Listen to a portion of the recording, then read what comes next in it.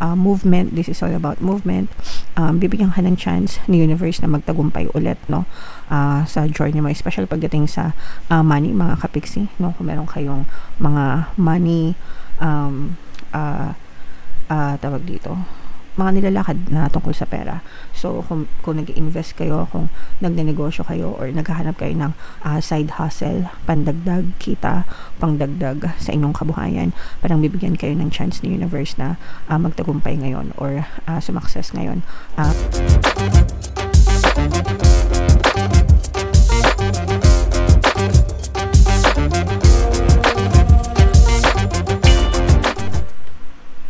Hello guys, hello Virgo, welcome back to Pinoy Pixie Tarot. Ang pamagat ng episode natin for tonight is Lionsgate Portal reading, mga kapiksi. So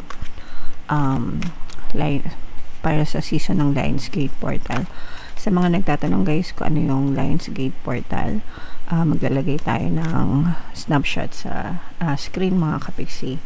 Tapos basahin nyo na lang kung ano yung ibig sabihin nun. So, unahin natin tong deck na to, mga kapiksi. Ito yung mga mensahe sa inyo, mga kapiksi.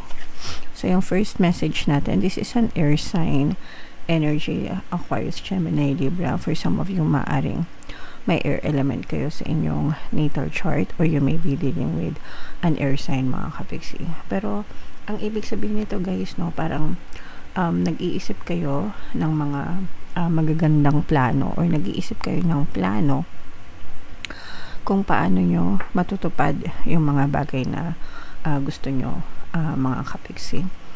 And you're taking your time. Mas mabuti yun guys, na you take your time, hindi kayo nagmamadali, mga kapiksi. You're getting as much detail as possible na kailangan nyo bago kayo kumilos, or bago kayo mag-take ng necessary actions para maiwasan yung maloko kayo or ma-scam kayo guys, okay? Alright, so this is a very nice message para sa inyo. So yung next na message naman, mga kapiksi, meron tayong dalawa. So kunin na natin parehas guys. So ibig sabihin nito, we have commitment and community in reverse. For some of you guys, no, pagdating sa commitment, this can be commitment sa relationship, mga kapiksi. Ibig sabihin, nagiging nawawalan ng commitment sa inyo, kayo sa isa't isa, kung ikaw ay meron ng partner or specific person. Sa love and relationship, parang nagkakaroon ng problema sa commitment nyo, nagkakaroon ng problema sa marriage nyo, kung kayo ay kasal na or sa inyong pagsasama, pwedeng nagkakaroon ng separation. For some of you naman, kung meron kayong mga projects, no, mga projects na mga legal projects, no, para nagkakaroon ng aberya sa mga proyekto or sa mga kliyente na meron kayo, mga kapiksi. So sa pagdating naman sa mga ganyang issue, kailangan lang ng pag-uusap, kailangan magkaroon ng negotiation siguro, or some kind of agreement na nag-agree ka and mag-agree sila.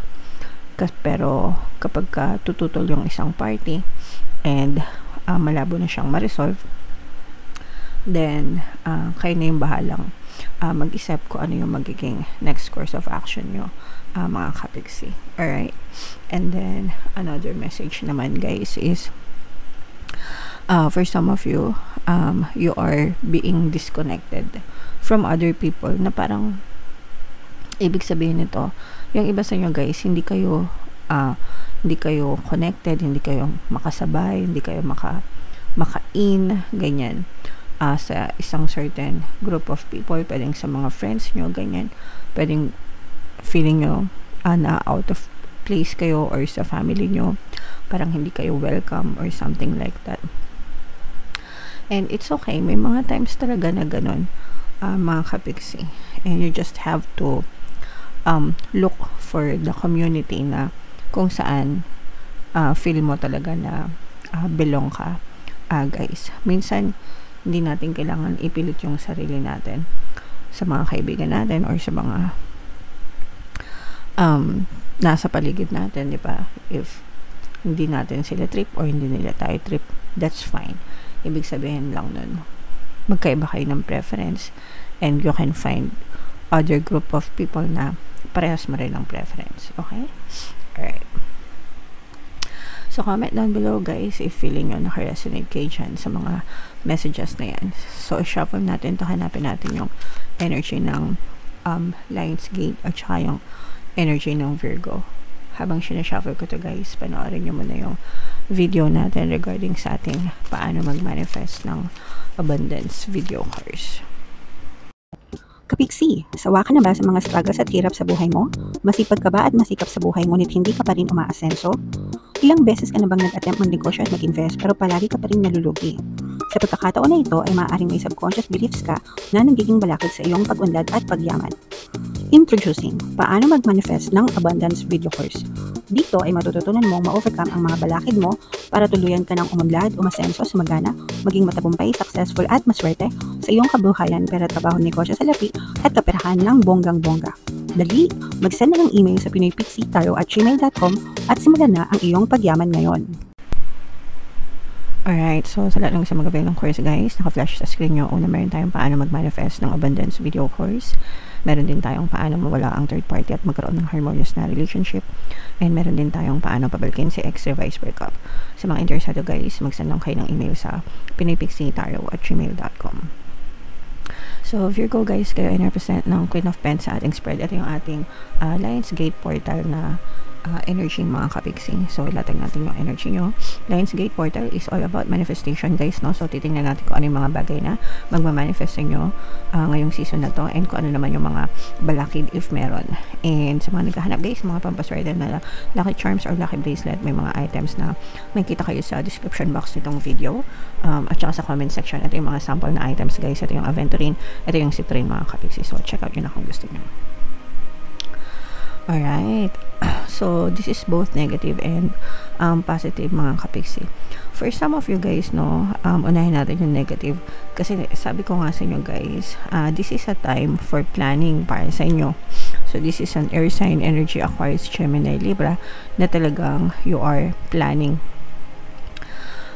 kung ano talaga yung mga bagay na gusto nyong gawin sa buhay nyo. But sometimes, yung parang over-planning without taking action, nagkakaroon na kayo ng conflict, mga kapiksi. Yung parang puro plano na lang, tapos hindi kayo kumikilos. Yun, di ba? Alam nyo ba yung ibig kong sabihin? Minsan may mga ganun. Yung parang nasobrahan sa research, nasobrahan sa aral, feeling nila hindi pa sila ready. To the point na parang nasasayang na lang yung oras. Walang nangyayari, hindi nagmo-move, and dumadating din sa point na parang nagkakaroon na rin ng conflict. Ibig sabihin, hindi makapag-decide, indecisive. So, kung magpaplano kayo, guys, make sure na sasabayan nyo ng action, ng kilos. Huwag nyo masyadong i-overcomplicate yung mga bagay-bagay kasi lalong walang mangyayari sa inyo. Guys, lalo lang kayong mai-stuck sa buhay nyo.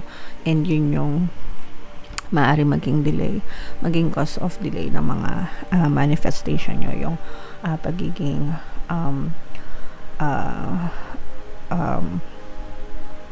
indecisive.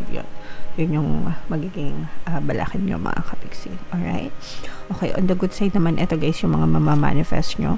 Unti-unti nyo mamamanifest yung mga pangarap nyo, yung mga wish nyo, yung mga parang mga mini manifestation, mga mini wishes, ganyan.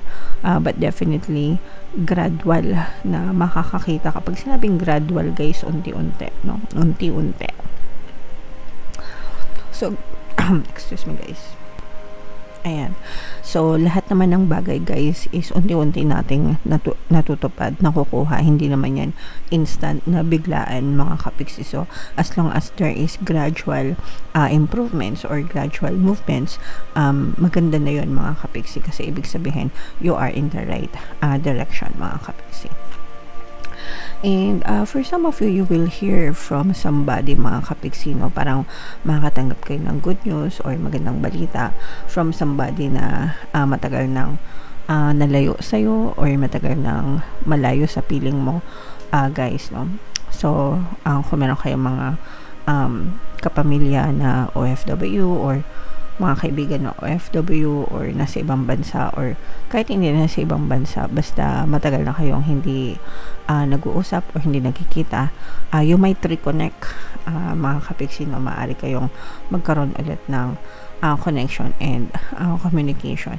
And for some of you guys, itong connection na to parang magdadala siya ng bagong daan, no? Kasi parang pwedeng meron kayong bago matutunan sa kanila, or pwedeng may bago kayong ma-discover after nyo silang makita ulit or makausap ulit, ganyan. And maaari siyang makatulong sa inyong pamumuhay din, mga kapiksi. Okay?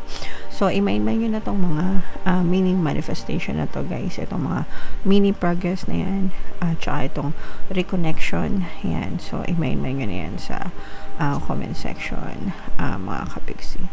So, what else, guys? Tingnan pa natin yung mga pwede nyo pang ma-manifest ngayong season na to. So, meron ditong water sign, energy, Cancer, Pisces, Scorpio. For some of you, maaaring may mga ganyang element kayo sa inyong natal chart, or you may be dealing with another water sign. So, ito guys, meron tayong success energy dito, no? Movement, this is all about movement. Bibigyan ka ng chance ni universe na magtagumpay ulit, no?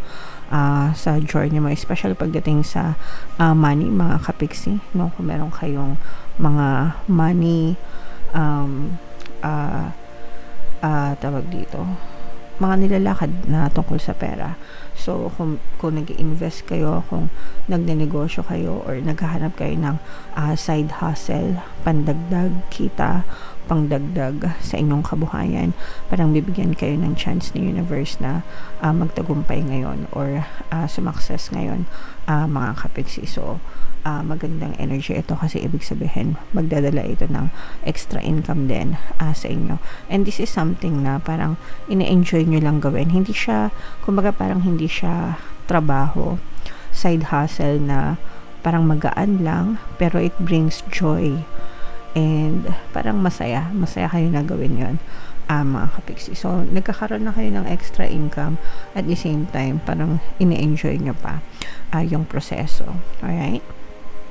So, yun naman yung masarap, mga kapiksi. Yun talagang ina-enjoy natin yung proseso ng pinagkakakitaan natin, guys. Okay? Alright.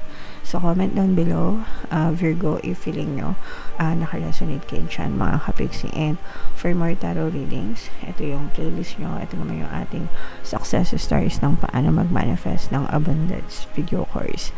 Thank you for liking, sharing, and subscribing, guys. See you next time. I love you all. Have a nice day. Bye-bye.